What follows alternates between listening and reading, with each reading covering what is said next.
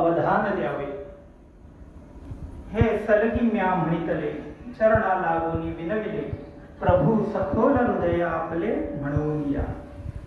आजच्या या सळे ग्रामस्थ या प्रवचन रूपी सेवेसाठी मला इथे आज निमंत्रित केलं, त्याबद्दल पहिल्यांदा मी त्यांचे धन्यवाद मानतो। आणि इको नको आपल्याला, नुसता आवाज द्या, एक बस झालं।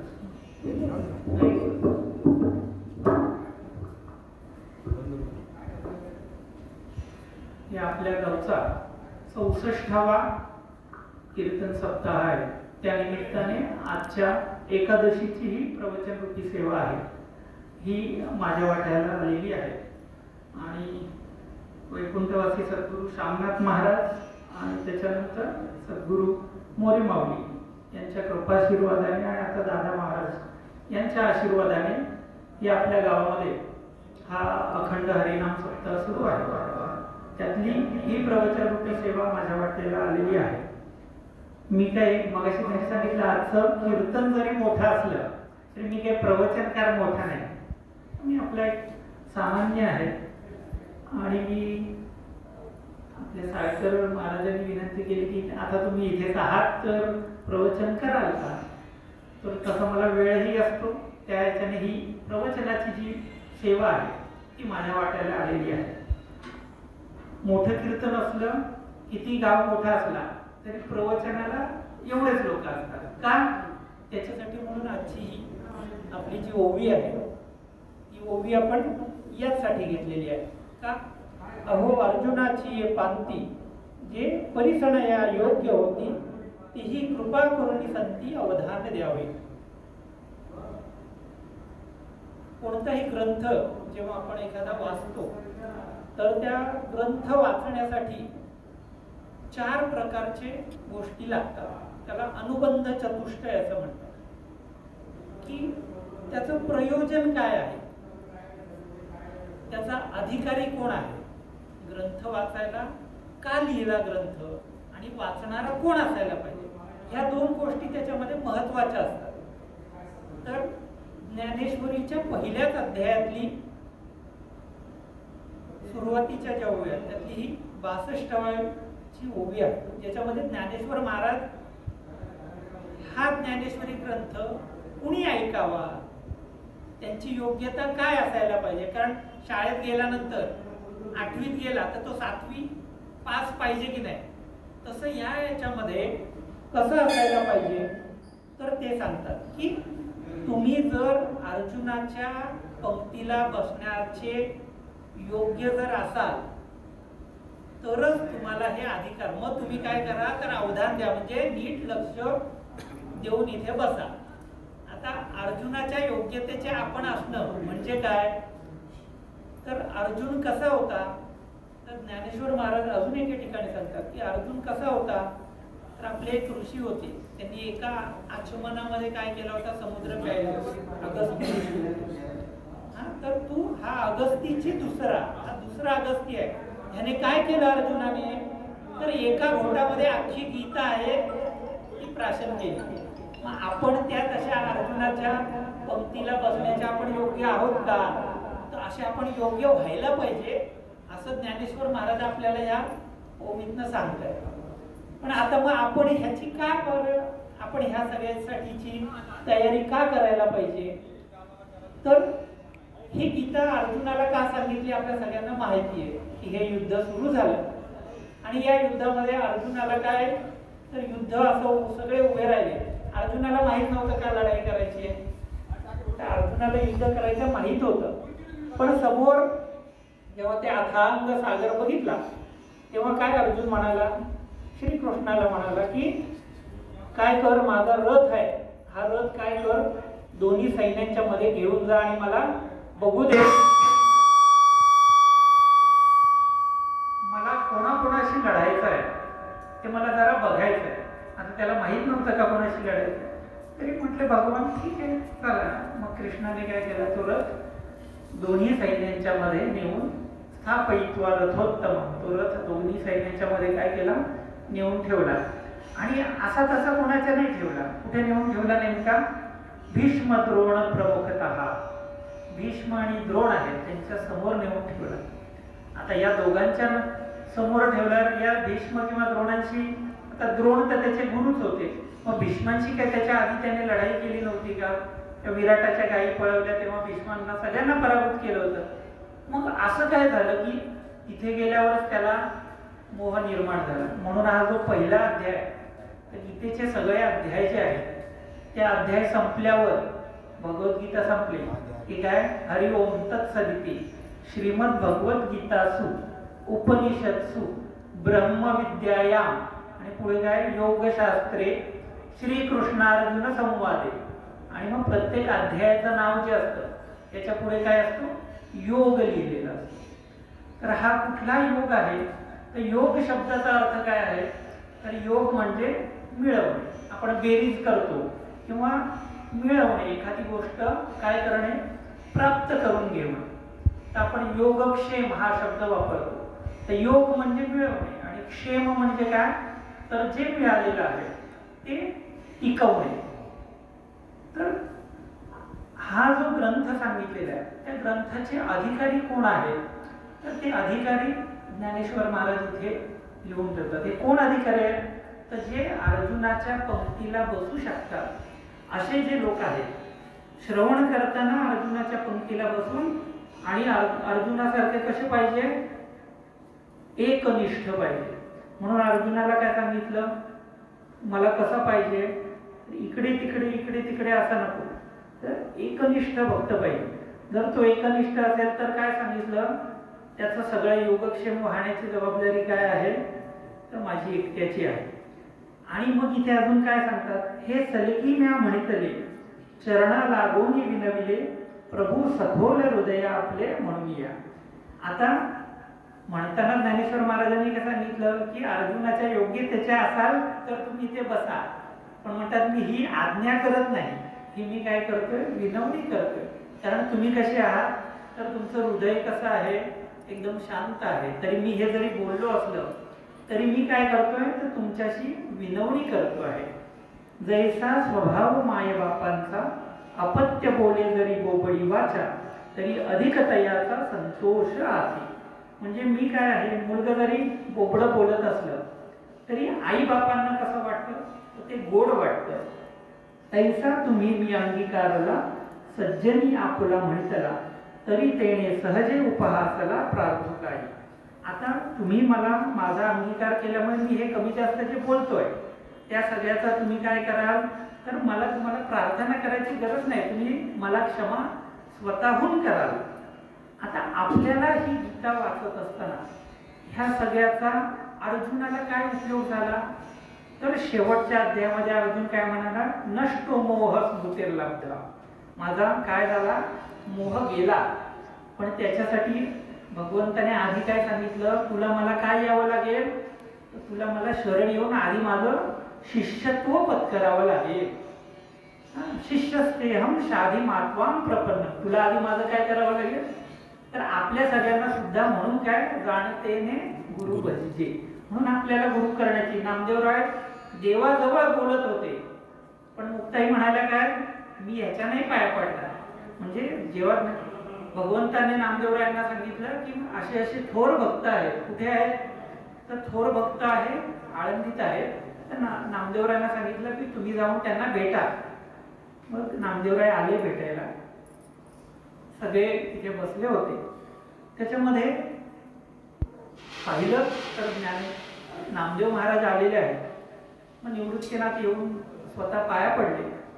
निवृत्तीनाथांनी पाया पडला. नामदेव महाराज, मी तर देवाजवळ बोलतो, माझ्या पाया पडले तर पडायलाच पाहिजे, नाही पडले तर काय? मग त्यांनी ज्ञानेश्वर महाराजांना आज्ञा केली, ते पाया पडले. निवृत्ती काका ही म्हणाली मी नाही पाया पडणार. का? जरी तुम्ही देवाजवळ राहत असला तरी तुमचा काय अहंकार गेलेला नाही. आणि मग पुढचं प्रकरण सगळ्यांना माहिती आहे. गोरोबा काकांना सांगितलं हे मडकं कच्चं मडकं आहे. आता ह्या मडक्याला काय करायला पाहिजे? कच्चं आहे तर भाजायला लागेल. भाजायला लागेल म्हटल्यावर नामदेवराय तडक पळाले, पंढरपूरला निघून. भगवंताला म्हणाले कुणाकडे पाठवलं मला? मला भाजायला निघाले सगळेजण.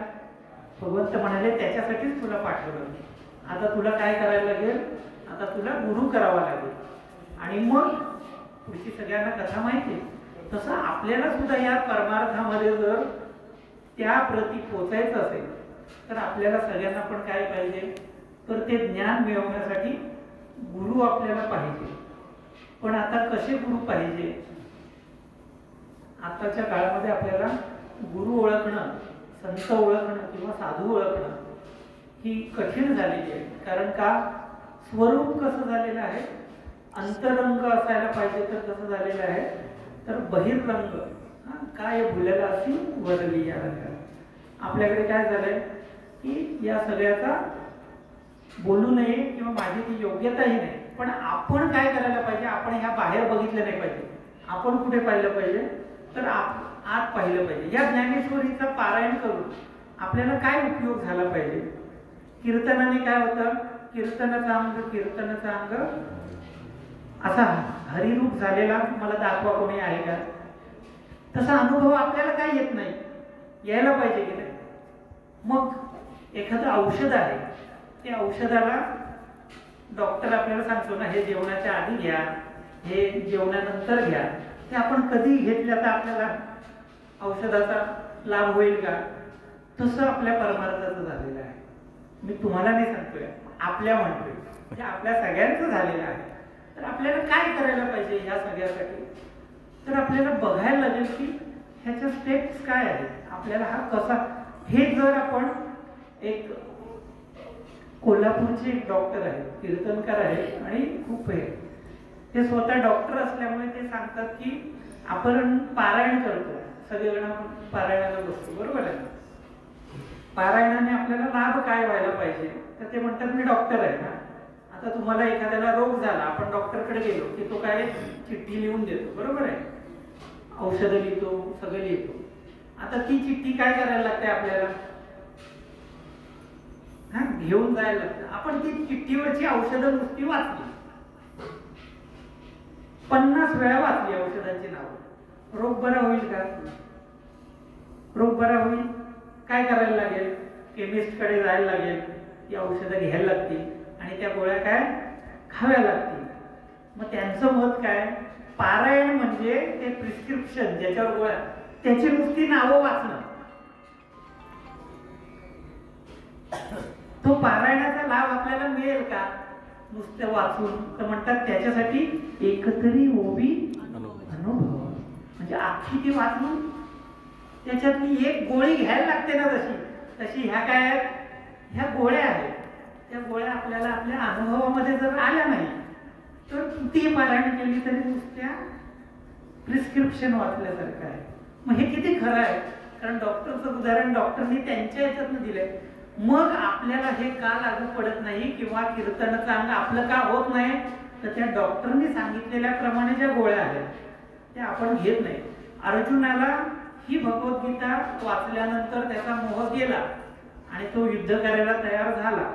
हे आपल्या आयुष्यात जर आपल्याला घडावं असं वाटत असेल तर ती गीता किंवा ज्ञानेश्वरी ही त्याच पद्धतीने आपल्याला वाचायला पाहिजे, त्याच पद्धतीने आपल्याला आतमध्ये घ्यायला लागेल. जर आपण नुसती वाचली, म्हणजे आता आम्ही भगवद्गीता पाठ घेतो, बरोबर आहे. सुरुवात कशाने असते, तर श्लोक म्हणण्याने असते. मग श्लोक पाठ करायचे, पाठ करून अख्खी गीता पाठ झाली, काय होईल, एखाद्याला काय पदवी मिळेल. 700 श्लोक पाठ आहेत, गीताकार म्हणतील, काही म्हणतील, किंवा काय परीक्षा असतील कुठे त्याच्यात पास होईल, कुठे नंबर येतील, काय येतील. पण त्याचा उपयोग त्याच्यासाठी आहे का?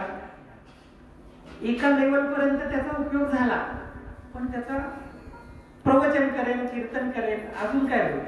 पण आपल्या मानवी देहामध्ये आपलं महत्वाचं कारण या पृथ्वी तलावर येण्याचं काय आहे, मनुष्य देह मिळाल्यावर पुन्हा जन्माला यायचंय का, तर आपल्याला पुन्हा जन्म नको आहे. म्हणजे काय पाहिजे, तर आपल्याला मोक्ष पाहिजे. आता तुकाराम महाराज म्हणतात मोक्ष आम्हा घरी, आपल्याला तसा अनुभव आहे का? तर तुकाराम महाराजांचं सगळं ऐकून आपण तसं वागायला, पण आधी आपण त्या योग्यतेचे झालो किती सोपं आहे. म्हणजे संत म्हणण्यासाठी आधी आपल्याला काय व्हायला लागेल, आधी आपल्याला संत व्हायला लागेल. पण मग ते होण्यासाठी काय करायला लागेल, तर जे मार्ग त्यांनी सांगितलेले आहेत त्या मार्गांवर ह्या प्रकारे आपल्याला जर चालायला लागलं, आणि हे गीतेचं तत्वज्ञान आहे, ते तत्वज्ञान हे दुसऱ्यांना सांगण्यासाठी नाही. इथे तुम्ही मला बोलवलंय, मी तुम्हाला जे सांगतोय हे मी तुम्हाला सांगण्यासाठी नाही, हे मी माझ्या आतमध्ये आत अनुभवण्यासाठी आहे. तुम्ही जर बघाल तर गावामध्ये दारू बंदीचं हे आहे, त्याचं भाषण करणारा जर दारू पिऊन आलेला असेल तर काही परिणाम होईल का? तर त्याचा जसा काही, किंवा तंटामुक्तीचे अध्यक्ष जे असतात आपले, त्याचे 10 ठिकाणी भांडणं असतात, बरोबर आहे. अशा माणसाला तंटामुक्तीचा अध्यक्ष करून काय होणार आहे का? तर तसं नाही. मग इथे बसणारा जो माणूस असतो त्या माणसाच्या अंगी ते गुण जर असतील तर तो माणूस जे बोलतो त्याचा प्रभाव समोरच्यावर पडतो. आणि तो जरी इथे बसलेले किती लोक अज्ञानी असले तरी, आपण जरी अज्ञानी म्हटलो तरी त्यांना योग्य काय आणि अयोग्य काय हे कळत असतं. मग ते कुणाचं ऐकतात? त्यांना ज्यांच्यामध्ये दिसतं की हा जे बोलतोय ते त्याच्या आतमध्ये आहे हे दिसतं, आणि तो जेव्हा ते सांगतो तेव्हा त्याचा परिणाम होतो. अन्यथा पालत्याकडे तुम्ही मला काय शिकवतात, हे काय करतात, आम्हाला ह्यांचे धंदे सगळे माहिती. त्यामुळे आपण इथे बसून सांगताना ते गुण जर आपल्या आतमध्ये आलेले असतील तर ते आपण सांगितलेले आपल्या दुसऱ्यांपर्यंत पोहोचतात, आणि त्याच्यातून काहीतरी प्रबोधन. म्हणजे इथे मी तर नेहमी सांगतो, 100 माणसं बसलेली असले ना तरी त्यातलं कीर्तन किंवा हे करण्यासाठी 5च माणसं त्याच्यातली असतात ना, तीच फक्त आता सांगितलं तसं अवधान देऊन ऐकणारे. कारण त्यांना अपेक्षित काय असतो, तो मोक्ष त्यांना अपेक्षित असतं, म्हणून त्यांचं इथे लक्ष असतं आणि ते पूर्ण बसून इथे केलेले असतात. आता जर आपण पाहिलं तर भगवंतानेच पुढे 7व्या अध्यायामध्ये सांगितलं की 4 प्रकारची माणसं असतात: आर्त, अर्थार्थी, जिज्ञासू आणि ज्ञानी. आता जो ज्ञानी आहे, तर आर्त कोण आहे, तर ज्याला रोग व्याधी वगैरे झालेत आणि त्याच्यातनं काहीतरी मुक्तता पाहिजे म्हणून जो देवाजवळ गेलेला आहे. दुसरा अर्थार्थी आहे, ज्याला काहीतरी पैसे, काय काहीतरी धन दौलत असं पाहिजे म्हणून जो भगवंताकडे गेलेला आहे, तो एक प्रकारचा भक्त आहे. जिज्ञासू म्हणजे ह्याच्यातनं मला काहीतरी मिळालं पाहिजे, ज्ञान मिळालं पाहिजे, मग मला थोडासा अशा, म्हणजे त्याला फक्त शंका वगैरे असतात तेवढ्या त्याच्या. पण तो काही जो मुमुक्षु किंवा ज्ञानी आहे त्याला काय, तर त्याला इथून बाहेर पडायचं असतं, ह्या चक्रातनं बाहेर. तर हे 4ही आता यातले जे आधीचे सांगितले हे कसे अधिकारी आहेत, तर खालच्या लेवलचे. आणि त्यातला जिज्ञासू आहे तो थोडासा वर आहे, आणि त्याच्यापेक्षा ज्ञानी जो आहे की त्याला काय आहे, तर त्याला बाहेर पडायचं आहे. आपण त्या आर्त, अर्थार्थी, जिज्ञासू पर्यंत आपण पोहोचतो. पण त्या जिज्ञासूच्या पुढे ज्ञान होण्यासाठी ह्या ज्या पद्धती लिहिलेल्या आहेत त्या पद्धती जर आपण त्याच्याप्रमाणे मार्गक्रमण केलं तर आपल्याला त्याच्यातनं बाहेर पडता येऊ शकतं. कारण आता हा पहिल्या अध्यायाचं नाव आहे अर्जुन विषाद योग. तर योग म्हणजे काय, मिळवणे. आता विषाद म्हणजे काय, तर अर्जुनाला काय झाला होता, शोक झाला होता, मोह निर्माण झाला होता. मग हा अध्याय मिळवायचा का, असा शोक. काही योग आहेत ते मिळवायचे असतात, काही योग आहेत ते काय टाकून द्यायचे. तर हा अर्जुन विषाद योग आहे, तो योग मिळवायचा नाहीये, तो काय घालवायचा योग आहे. तर अर्जुन विषादाप्रमाणे जसा अर्जुनाचा जो विषाद, त्याला जो मोह निर्माण झाला होता पहिल्या अध्यायात, तो मोह घालवण्यासाठी काय केलं, तर पहिल्या अध्यायात काहीच नाही, अर्जुनच सगळं सांगतोय की मी काय होईल, तर मी हे माझे कोण आहेत, सगळे नातेवाईक आहेत, आजोबा आहेत, सासरे आहेत, मुलं आहेत, काका आहेत, सगळे आहेत.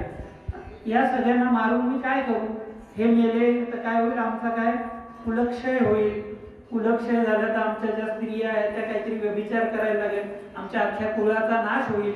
हे सगळं करण्यापेक्षा मी संन्यास घेतो, हे पृथ्वीचं राज्य मिळालं मला तर काय करायला पाहिजे, मला काही याची सगळ्याची आवश्यकता नाही. तर या सगळ्यामध्ये आपल्याकडे एक ओवी आहे, येथ वडील जे जे करते तया धर्म नाव ठेवी.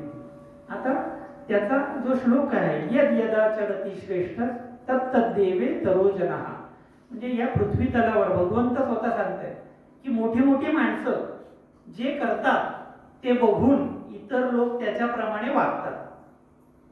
म्हणून त्याच्यावर ज्ञानेश्वर महाराजांनी ना फक्त 2 ओव्या लिहिल्या आहेत.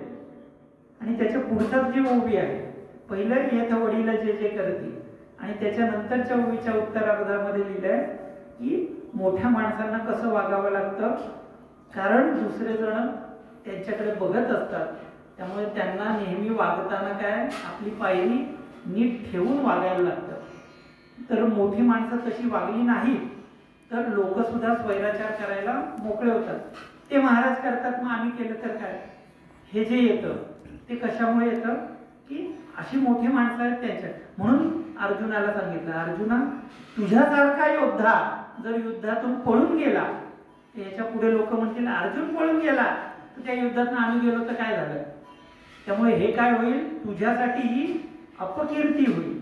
त्यामुळे तू हे करू नकोस, आणि तू काय कर तर हे युद्ध जे आहे ते तुला करावंच लागेल. आता अर्जुनाच्या मनामध्ये असंख्य प्रश्न निर्माण झाले.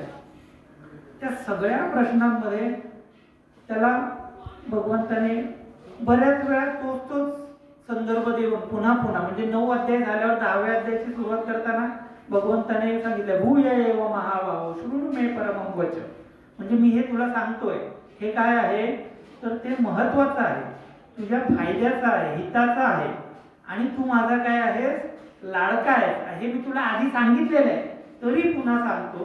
तर पुन्हा तू आहे असं त्याला पुन्हा सांगून त्याला काय केलं तर त्याला पुन्हा सांगून या मार्गावर पुन्हा आणलं. आता ही भगवद्गीता कशी आहे तर तया गीतार्थाची थोरी स्वये शंभू विवरी जे भवानी प्रश्न करी चमत्कारून. आता अजून पहिला अध्याय सुरू झाला नाहीये, त्याच्या आधी ज्ञानेश्वर महाराज आपल्या या गीतेविषयीची हे म्हणतात की भगवान शंकराने ना पार्वतीने विचारलं की तुम्ही काय वाचताय, तेव्हा भगवान शंकर सांगतायत की ही जी गीता आहे ती कशी आहे, ते दहर म्हणे नेलीजे देवी जैसे का स्वरूप तुझे तैसे हे नित्य नूतन देखीजे गीता तत्व. हे गीता तत्व कसं आहे, हरु म्हणजे शंकर पार्वतीला काय म्हणतात, भवानीने प्रश्न केलाय की काय हे आहे, तर हे गीता तत्व आहे. हे कसं आहे तर देवी जैसे का स्वरूप तुझे, म्हणजे तुमचं स्वरूप जसं नित्य नूतन, नित्य म्हणजे काय आणि नूतन म्हणजे काय, तर जे आता जसं आहे तसंच आधी पण होतं आणि त्याच्यानंतर पण ते तसंच राहणार आहे. तर हे तुझं जे स्वरूप आहे, हे तुझं जसं स्वरूप नित्य नूतन आहे तसं हे गीता तत्व कसं आहे, नित्य नूतन आहे. म्हणजे तेव्हाही ती तशीच होती, आजही तशीच आहे आणि याच्या पुढेही तशीच राहणार आहे. आता एक छोटीशी गंमत अशी आहे की गीता कशात लिहिलेली आहे तर संस्कृतमध्ये. ही आपल्या सर्वांना कळत नाही, म्हणून ज्ञानेश्वर महाराजांना भगवान विष्णूला पुन्हा अवतार घेऊन पुन्हा आपण संस्कृतमध्ये जे सांगितलं ते आपल्यासाठी मराठीत सांगायला लागलं, बरोबर आहे, प्राकृतात सांगितलं. पण त्याच्यानंतर काहीशी वर्ष गेली आणि त्याच्यानंतर ज्ञानेश्वरीमध्ये इतर लोकांकडून वेगवेगळे स्वतःच्या याचे शब्द गेले किंवा पाठांतरामध्ये थोडे इकडे तिकडे गडबड झाली, म्हणून ज्ञानेश्वर महाराजांनी एकनाथ महाराजांना दृष्टांत दिला, मुळ्या अडकल्या. मग एकनाथ महाराज तिथे गेले आणि ज्ञानेश्वरी काय केली, आधीच शुद्ध होती पण ती काय केली आपल्यासाठी प्रतिशुद्ध, म्हणजे त्याच्यामध्ये जे जे काही चुकीचे शब्द पाठांतरण आले ते सगळे काढले. पण अशी गीता शुद्ध केल्याची आपल्याला काही जाणीव हे आहे का, की अशी गीता चुकले आणि त्याचे पुन्हा श्लोक लिहावे लागले असं कधी झालं तर आपल्याला आठवतंय का, तर असं झालं नाही. त्याचं कारण काय आहे की ती संस्कृतमध्ये लिहिली गेली होती. आणि आता जर गीतेचे आपण सगळे तर त्याच्यामध्ये 2 छंद आहेत, एक अनुष्टुप छंद आहे आणि एक त्रिष्टुप छंद आहे. तर त्याच्यामध्ये प्रत्येक ओळीमध्ये 16 अक्षर असतात. अशा 16 अक्षर असलेल्या असा मिळून एक श्लोक होतो आणि त्याच्यामध्ये ऱ्हस्व आणि दीर्घ काय पाहिजे ते पण त्या अनुष्टुप छंदाप्रमाणेच लिहिले आहे. म्हणजे जगामध्ये दुसऱ्या कोणाची अजिबात हेच नाही की व्यासांनी, आता आपल्याकडे 2 हे आहेत म्हणजे आपल्याला फक्त ही माहिती म्हणून की आपण जरी म्हणत असलो की हे शब्द कोणाचे आहेत की भगवंताच्या मुखातले आहेत, शब्द भगवंताच्या मुखातले काही श्लोकांमध्ये भगवंतांनी अर्जुनाला गीता नाही सांगितली, आपण बोलतो तशी संस्कृतमध्ये, पण याचे श्लोक कोणी लिहिले तर व्यासांनी त्याला ह्या प्रकारे श्लोकांमध्ये बद्ध केली आणि ते असे लिहिले की याच्या पुढे दुसऱ्या कोणालाही त्याच्यातलं एक अक्षर बदलताना पण त्याची नाकीनऊ येतील. त्यामुळे म्हणून आपण काय करायला पाहिजे, जरी ज्ञानेश्वरी असली तरी आपल्याला गीता आपल्याला समजली पाहिजे. का? कारण आपल्याला आपल्या गोष्टी मुळात माहीत नाही, म्हणून आपला काय होतो तर आपल्याला आपल्या मुलांना सांगताच येत नाही ना की काय आहे. तर गीतेमध्ये किती अध्याय आहेत? 18 अध्याय. श्लोक किती आहेत? 700 श्लोक आहेत. हे आपल्याला बघायला पाहिजे ना, किती अध्यायामध्ये किती श्लोक आहेत, कसे आहेत, 15व्या अध्यायात किती आहेत काय. आता बऱ्याच वेळा काय होतं ना, जाऊन आपण आत उघडून कधी बघतच नाही. आपल्या हिंदूंच्या घरामध्ये गीता असेल का? ज्ञानेश्वरी असते सगळ्यांकडे, पण गीता वेगळी आहे का माहीत नसते. मुलांना केवढी लहानात लहान गीता असू शकते हेही माहीत नाही. अमेरिकेमध्ये जेव्हा विवेकानंद गेले होते जागतिक धर्म परिषदेसाठी, तेव्हा लोक म्हणाले एवढंच आहे तुमचा ग्रंथ, आणि सगळ्या ग्रंथांच्या खाली गीता ठेवली होती. त्याच्यावर म्हणाले आमची जरी असली सगळ्यात खाली आहे तरी अख्खा तुमचा भार पेलण्यासाठी आमची गीता काय आहे, समर्थ आहे. म्हणजे तिथलं एक उदाहरण सांगतो. जेव्हा विवेकानंद तिथे अमेरिकेत पोहोचले, ते काही साधे सुधे पोहोचले नाही.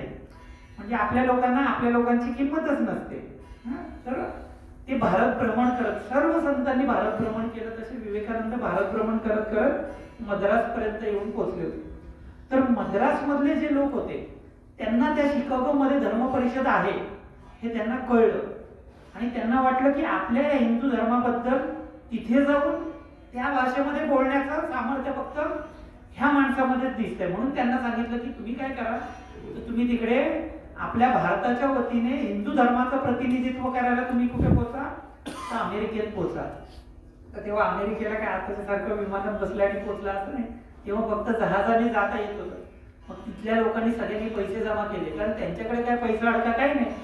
पैसे जमा केले, तिकीट काढून दिलं, थोडे पैसे जवळ दिले आणि अमेरिकेला निघाले. आता अमेरिकेला निघाले, तिथे पोहोचले, दरमजल करत जिथे होती धर्म परिषद तिथे ते महिनाभर आधीच पोहोचले तिकडे. तर ते म्हणाले तुमच्याकडे काही लेटर बिटर आहे का? म्हणाले ते काय असतं? नाही, जे तुम्हाला तुमच्या धर्माच्या वतीने जर यायचं असेल तर तुमच्या देशातल्या लोकांनी तुम्हाला काहीतरी असं लेटर लिहून दिलेलं असेल तरच आम्ही तुम्हाला घेऊ, नाही तर तुम्हाला इथे काय घेत. मग त्यांनी एखाद पत्र, पण आपल्या भारतात कुणीही त्यांना पत्र इथून पाठवलं नाही की हे आमचं, कारण आपलेच आपल्यामध्ये एवढे वाद आहे कशाला कोण जाते. मग आता त्यांच्याकडे पैसे पण फार नव्हते, आणि जिथे ती होती तिथे राहणं खाणं मुंबईसारखं म्हणजे खूप महाग. मग तिथून त्यांनी हे केलं की तिथून एक जण म्हणाले की इथून जवळपास कोल्हापूर सारखा आपला हे आहे, तिथे गेला तर खर्च काय कमी आहे. मग ते म्हणाले ठीक आहे, मग ट्रेनने आपले तिथे जायला निघाले. तर त्या ट्रेनमध्ये एका बाईने त्यांचा भगवा वेश वगैरे बघितला. तिने म्हणाले तुम्ही कुठे चालले? ते म्हणाले असे असे आहे. ती म्हणे चला मी जिकडे जाते तिथे माझ्या शेतामध्ये एक बांधलेली खोली आहे, तिकडे तुम्ही राहू शकता, म्हणजे तुमच्या राहण्या पाण्याचा सगळा खर्च वाचेल. ते जाऊन तिथे बसले, राहिले थोडे दिवस. आता त्यांच्या दृष्टीने तिथे कसं जायचं हे सगळं चालू होतं, पण जास्त चिंता त्या बाईला लागली काय करायचं. मग तिने तिच्या जवळ एक विद्यापीठातले प्रोफेसर होते, ते तिकडे जवळ राहत होते. मग एक दिवस म्हणाले आपण यांची त्यांना गाठ करून देऊ. मग त्यांना घेऊन त्या विद्यापीठातल्या प्रोफेसरांकडे घेऊन गेले. आता त्या प्रोफेसर आणि यांची जेव्हा चर्चा झाली तेव्हा त्या प्रोफेसरांनी त्या विद्यापीठातनं जाऊन एक लेटर लिहिलं कुणाला, धर्म परिषदेमध्ये, काय की ह्या आपल्या अख्ख्या विद्यापीठामध्ये सगळे मिळून जेवढे प्रोफेसर आहेत ना त्यांची विद्वत्ता एकत्र अखंड केली तरी त्याच्यापेक्षा जास्त विद्वत्ता असलेला हा जो माणूस आहे त्याला तुम्ही, आम्ही सांगतोय म्हणून काय करा, तर या धर्म परिषदेमध्ये तुम्ही घ्या. हे कोणी सांगावं? आपल्या इथल्या भारतातल्या कोणीही सांगितले नाही. मग ते पुन्हा ते लेटर घेऊन तिकडे गेले. मग त्यांना त्या धर्म परिषदेमध्ये बोलावलं गेलं. पहिले 2 दिवस त्यांनी बघितलं ना काही त्यांना सुचलंच नाही. कारण तिकडे सगळे रेडीमेड भाषणं टाईप करून घेऊन सगळं प्रिंट आउट घेऊन येऊन वाचतात. तर यांनी अशा प्रकारे काय आहे माहीत नाही. तर पहिला 1-2 दिवस काय बोलावं काय नाही. म्हणाले आता जर आपण इथून त्या अर्जुनासारखं आपण गेलो पळू तर आपलं काही होणार नाही. मग त्यांनी तिथे केलं आणि पहिल्यांदा जेव्हा भाषण करायला सुरुवात केली तेव्हा त्यांनी जे बोलले की बाकी काय लेडीज अँड जेंटलमन असं जे होतं त्याच्यावेळी त्यांनी बंधू आणि भगिनींनो त्याच्यावर 3 मिनिटं 4 मिनिटं टाळ्या वाजत राहिले. पहिल्यांदा त्यांनी अमेरिकेचे आभार मानले. का आभार मानले की ज्या लोकांना असं हे पडलं की जगातल्या सगळ्या धर्मांची माणसं एकत्र यावी असा ज्यांना विचार सुचला ते लोकच किती महान आहेत म्हणून त्यांचे पहिल्यांदा आभार मानले. आणि मग त्यांनी आपलं मग अमेरिकेच्या लोकांनी त्यांना सोडलंच नाही. 4-5 महिने 2 वर्ष जिकडे तिकडे प्रवचन करून आपला जो योग आहे मग याच्यामध्ये काय आहे तर भगवद्गीतेतलेच सगळे ज्ञानयोग कर्मयोग भक्तियोग हे सगळे त्याच्या पुढे पोहोचवले तिथे पोहोचवले. मग आपल्याला ह्याचा जर फायदा होऊन घ्यायचा असेल तर आपल्याला काय करायला लागेल तर आपल्या मुलांना आपल्या पुढच्या पिढीला आपल्याला याच्यामध्ये काय सांगितलं आहे तर याच्यामध्ये जे सांगितलेलं आहे ते दुसऱ्यांना सांगायला नाही ते आपल्या आतमध्ये उतरवण्यासाठी आहे. आणि मग ही कशी आहे गीता तर नित्य नूतन आहे. आणि याच्यामधलं ज्ञान कसं आहे तो अथांग आहे. म्हणजे कितीही तुम्हाला त्याचा खाली तळ आहे तो आपल्याला तळ शोधून सुद्धा सापडणार नाही अशा प्रकारचं हे ज्ञान आहे. हे ज्ञान घेण्यासाठी आपल्याला आपली वृत्ती जी आहे ती वृत्ती बदलावी लागेल की वय आपलं म्हणजे समोर सांगणारा काय आहे कोण आहे त्यापेक्षा आपल्याला आपल्या गुरूंच्या प्रती भक्ती पाहिजे आणि सांगणाऱ्याबद्दल आपल्याला अनन्याश्चिंतयन्तु मां अनन्य भावाने आपल्याला जर आपण श्रवण म्हणून भगवंत काय म्हणतात अनन्याश्चिंतयन्तु मां ये जनापरि तेषां नित्याभियुक्तानां योगक्षेमं वहाम्यहम्. जो माणूस अनन्य भावाने मला शरण येतो त्याचा योगक्षेम वाहण्याची सगळी जबाबदारी आहे ती कोणाची आहे माझी आहे. मग आपल्याला त्याच्याबद्दल खात्री आहे का हो की जर आपण अनन्य भावाने भगवंताला शरण गेलो तर भगवंत आपलं सगळं करेल याची आपल्याला खात्री आहे का. जर असती तर आपण नोकऱ्या केल्या असत्या का. भगवंताला शरण जाऊनच सगळं करायचंय ना. तो सगळं आपलं करणार आहे मग आपल्याला फक्त त्याचंच करायचं आहे. पण याचा अर्थ असेल माझा हरी तर ते असं नाहीये. भगवंताने त्याच्या आधी पण सांगताना काय सांगितलंय की तुम्हाला तुमचं कर्म हे करावंच लागणार आहे. आणि कर्म न करता तुम्ही असंच करून काय नाही तुम्ही तुमचं विहित कर्म जे आहे जे तुम्हाला वेदांनी सांगितलेलं आहे सगळं जे विधी आहे आणि निषेध आहे म्हणजे जे करण्यासाठी आहे त्याला विधी म्हणतात आणि जे न करण्यासारखे आहे ते निषेध ते सांभाळून तुम्हाला या सगळ्या गोष्टी काय कराव्या लागणार कराव्याच लागणार आहे. कर्मयोगामध्ये फक्त काय सांगितलं की ते कर्म कसं पाहिजे तर निष्काम पाहिजे. कारण तुम्हाला काय सांगितलंय की कर्माच्या फळाचा तुम्हाला काय अधिकार कर्मण्येवाधिकार असते मा फलेषु कदाचन मा कर्मफले हेतुर्भू माते संगोस्त्व कर्मणी. आपल्याला काय कर्म करायचाच अधिकार आहे. कर्माच्या फलाचा आपल्याला अधिकार नाही ते तो बघणार आहे. तर आपण फक्त आणि ते कर्म कसं व्हायला पाहिजे सकाम कर्म नको ह्याच्यातनं मला हे मिळेल ते केलं तर मला ते मिळेल. आपण फक्त आपलं कर्म करत राहायचं म्हणजे असं व्हायला पाहिजे ना की आपण ते कर्म करून आपले आधीच्या सगळ्या जन्मांचे म्हणजे आपल्याला याच अवस्थेमध्ये आपल्याला मुक्ती मिळेल. म्हणजे त्याच्यानंतर जे कर्म करू त्या कर्माचा काहीही बाध आपल्याला म्हणजे त्याच्यातनं नवीन काहीही उत्पन्न होणार नाही. नाही तर कर्म असं आहे की काही केलं तरी त्याच्यातनं पुन्हा ते निर्माण होणारच. तर असं कर्म व्हायला पाहिजे की त्याच्यानंतर आपण जे करू त्याच्यातनं आपल्याला काहीही दोष किंवा गुण हे दोन्हीही लागणार नाही.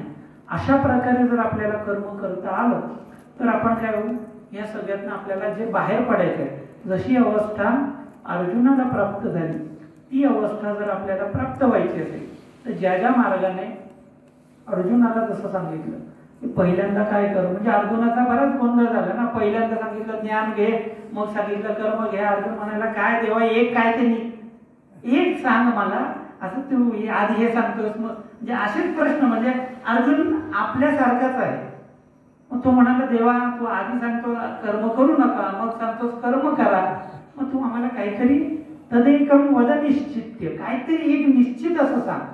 मग भगवंताने हळूस तुला ह्या दोन्ही गोष्टींमध्ये काय, म्हणून ज्ञानी एकदा तुम्हाला ज्ञान झालं ना की ज्ञानानंतर भक्ती पाहिजे. पण आपलं काय होतं, एकदा ज्ञान झाला की आपली अहंकार येतो. तर म्हणून त्याला काय सांगितलं, ज्ञान झाल्यावर ताठ होतो. तो ताठ नाही, म्हणजे ताठ झाला की झालं, सगळं गेलं. पण काय, महापुरे झाडे जाती तेथे लवाळ. तुम्ही काय व्हायला पाहिजे, ज्ञान झाल्यानंतर माणूस कसा झाला पाहिजे, नम्र झाला होता त्याने. मग आता आपल्याला ज्ञान झाल्यानंतर आपण म्हणतो माझ्यासारखं कोणीच नाही कीर्तन करत, मग मी कशाला कुणाच्या कीर्तनाला उभा राहू, नाही. बरं बरेच कीर्तनकार दुसऱ्यांची कीर्तन ऐकायला जातात का, कीर्तनकार दुसऱ्या कोणाचं. मग आपल्याला काय, म्हणजे मी टीका नाही करत, पण हे जर आपल्याला कळलं नाही तर आपल्याला हा जो अर्जुनाचा जो जसा त्याला पाहिजे तो फायदा आपल्याला होणार नाही. नाही तर मग ते औषध घेतलं, त्या गोळ्या आपल्या आतमध्ये गेल्याच नाही. त्या गोळ्या जर आपल्या आतमध्ये जाव्या वाटत असेल तर मग त्यांनी जे सांगितलं ना, तर सगळी गीता झाली, आता आपण सगळं बघितलं. आणि मग 18वा अध्याय आला.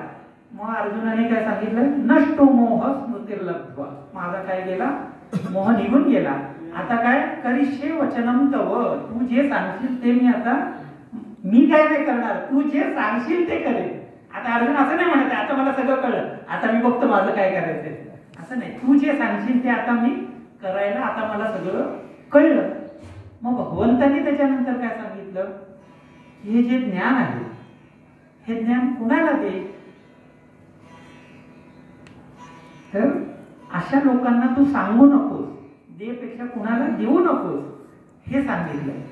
तर कसे लोक आहेत, तर जे ज्यांच्याकडे इदंते ना तपस्काय ना भक्ताय कदाचन, इदंते ना तपस्काय, ज्या माणसाकडे तप नाही आणि ना भक्ताय कदाचन, म्हणजे आता भगवंताने सांगून ठेवलंय. हा, मग आम्ही कसं काय सांगायचं लोकांना, जे भक्त नाही त्यांना हे ज्ञान आपण कसं सांगायचं.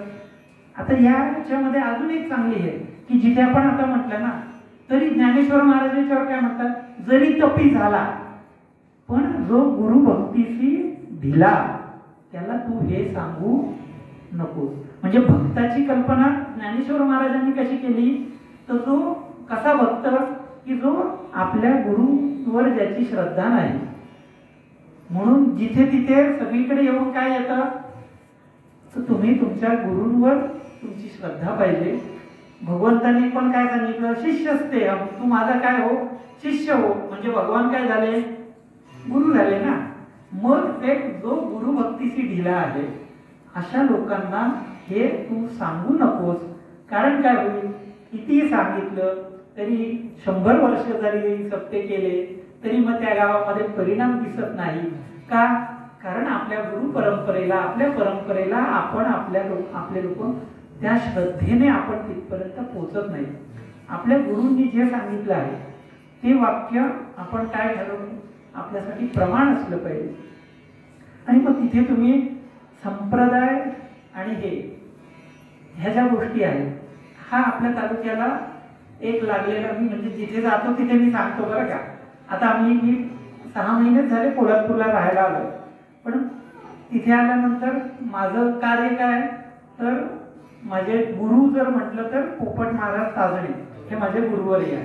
तर मी लोअर परेलला त्या मंदिरामध्ये राहायला होतो, आमचं घर जवळच होतं. तर मी रोज तिथे 9 ते 10 रोज तिथे, अजूनही आता एवढी वर्ष झाली, रोज तिथे संध्याकाळी ग्रंथ वाचन असतं. तर मी तिथे कॉलेजला असताना, आमचं घर लहान होतं 10 बाय 12चं, मग घरी राहण्याच्या पेक्षा 1 तास जेवून झालं की 9 ते 10 तिथे प्रवचन ऐकायचं त्यांचं. त्याच्यानंतर रात्री तिथेच झोपायचं, सकाळी उठून तिथेच आंघोळ करायची, सकाळी 6:30ला देवाची पूजा करायची तिकडनं आणि घरी येऊन कॉलेजला जायचं. दर रविवारी तिकडे भगवद्गीता पोपट महाराजांच्या ओळखीने एक जण यायचे ते शिकायचे. असं करून करून आम्हाला त्यांच्या लाभाने 4-5 वर्ष त्यांच्याकडनं गीता शिकली. तिथे त्यांनी स्वतः हा बसा, म्हणजे त्या प्रवचनाला नंतर ते तू येऊ फक्त तू वाच, मी अर्थ सांगतो. म्हणजे असं करून त्यांच्याकडून आम्हाला कळलं की गीता जगावी कशी. पण आपल्याला म्हणजे आपल्याकडे साधू होऊन गेले, पण जवळ असून सुद्धा आपल्याला असे लोक आपल्याला ओळखता आले नाही किंवा त्यांचा हवा तसा त्यांच्याकडून काय घ्यायला पाहिजे. तर म्हणजे आमच्या नशिबाने ते जवळ लाभले. त्यांच्याकडून ह्या गीतेबद्दल हे ज्ञान कसं घ्यावं, आपल्या आतमध्ये कसं उतरवावं, हे तेव्हा त्यांच्यामुळे कळायला लागलं. म्हणजे मी ते प्रवचन ऐकताना मी माझ्या आता स्वतःचा अनुभव सांगतो. म्हणजे हे का की हे आत कसं यायला पाहिजे त्याच्यासाठीचा माझा अनुभव सांगतो. आता हे तेव्हा मी किती, माझं वय 18-19 वगैरे होतं. हे सगळं ऐकायचं तेव्हा. त्यावेळी नाथांचं भागवत सुरू होतं, त्याच्यातली सगळी आपली उदाहरणं वगैरे ऐकायचं. आणि एकदा मी संध्याकाळी तिथून मोरेमाऊली मंदिरातून बाहेर पडल्यावर, बाहेर तो एक फोनचा बूथ आहे, त्या बूथच्या इथे पडल्यावर मला एक घड्याळ पडलेलं दिसलं आणि कोणी नव्हतं. मी ते घड्याळ घेतलं आणि तिथून चालत तिथून त्यांच्या घरापर्यंत तेवढ्या, आमचं घर तेवढंच जाऊ. तिथे जाईपर्यंत मी म्हटलं की आपण रोज इथे प्रवचन ऐकतो, सगळं ऐकतो की ह्या सगळ्या गोष्टी आपलं नाही, ते आपण घ्यायला नाही पाहिजे. आणि आपल्या म्हणजे आपण हे घेतलंच कसं, ही आपल्या मनामध्ये प्रवृत्ती आलीच कशी. मग मी घरापासून पुन्हा तिथे आलो, घड्याळ तिथेच ठेवलं. त्याच्यानंतर आयुष्यात मला कुठलीही पडलेली वस्तू किंवा दुसऱ्या गोष्टी, हे जे तत्वज्ञान आहे ना ते आत यायला कसं पाहिजे ना, ते तिथे कळलं की ह्या गोष्टी दुसऱ्यांना सांगण्यासाठी नाही. आज समजा रस्त्यामध्ये 500च्या नोटांचं 50,000चं बंडल पडलेलं असेल, कोण उचलणार नाही. पण ते कळण्यासाठी हे असं जर आपल्या आतमध्ये आलं तर उद्या किती पडलेलं असेल त्याच्याबद्दल आपल्या मनामध्ये मग संत आपल्यावर आशीर्वाद देतात ना, हे अशा प्रकारे असतात की त्यांच्या सानिध्यात राहिले आपल्यामध्ये हे बदल जर घडले तर आपल्याला हे तत्वज्ञान आहे ते काय आहे, नाहीतर ते काय लोक सांगे ब्रह्मज्ञान, आपण कोरडे. तर तसं आपण होऊ नये. कमीत कमी एवढ्या छोट्या गोष्टी जरी आपल्या आयुष्यामध्ये आल्या, आपल्या मुलांना आपल्याला ह्या अशा गोष्टींना सांगता आलं पाहिजे. पण त्यानेच आपल्याला जर रस्त्यातनं उतरताना बघितलं तर त्याच्यामध्ये जे जाणार आहे, तर आपल्या वर्तनाने आपल्या मुलांमध्ये आपल्याला, आपण जेव्हा फोनवर होतो हा मी इकडे आहे, मी गावाला गेलोय, घरी असतो तरी आपण हे आपला जेव्हा मुलगा ऐकतो की आपल्या वडील तर कोणाला तरी इथे घरी आहेत तरी सांगतो, तो पण ते पण. मग हे काय होतं ना की आपण आपल्या आजूबाजूच्या परिस्थितीतून आपण या सगळ्या गोष्टी मुलं वगैरे उचलत असतो. तर आपण आपलं वागणं, म्हणून मी ज्ञान काही सांगण्याच्या ऐवजी आपले अनुभव आपल्याला सांगतो. मला तर असं